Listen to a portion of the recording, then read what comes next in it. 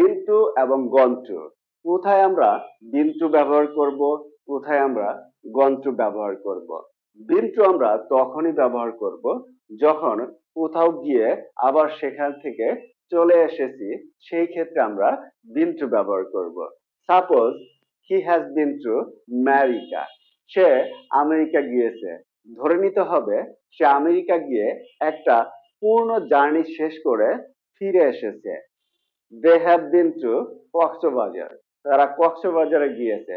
ধরে নিতে হবে তারা কক্সবাজারে একটা পূর্ণ সফর শেষ করে ফিরে এসেছে। এই জন্য এখানে বিন টু ব্যবহার করা হয়েছে। এখন গন্টু। গন্টু আমরা সেখানেই ব্যবহার করব যখন আমরা কোনো জার্নিতে গিয়ে এখনো ফিরে আসিনি, সেই ক্ষেত্রে আমরা গন্টু ব্যবহার করব। Suppose he has gone to India. Say India গিয়েছে। ধরে নিতে হবে সে ইন্ডিয়া থেকে এখনো সফর করে ফিরে আসেনি। They have gone to London. তারা লন্ডনে গিয়েছে। ধরে নিতে হবে তারা লন্ডনে গিয়ে এখনো সফর শেষ করে ফিরে আসেনি। এই জন্য এখানে গন টু ব্যবহার করা হয়েছে। এখন হয়তো তোমরা বুঝতে পেরেছো কোথায় বিন টু ব্যবহার করবে আর কোথায় গন টু ব্যবহার করবে।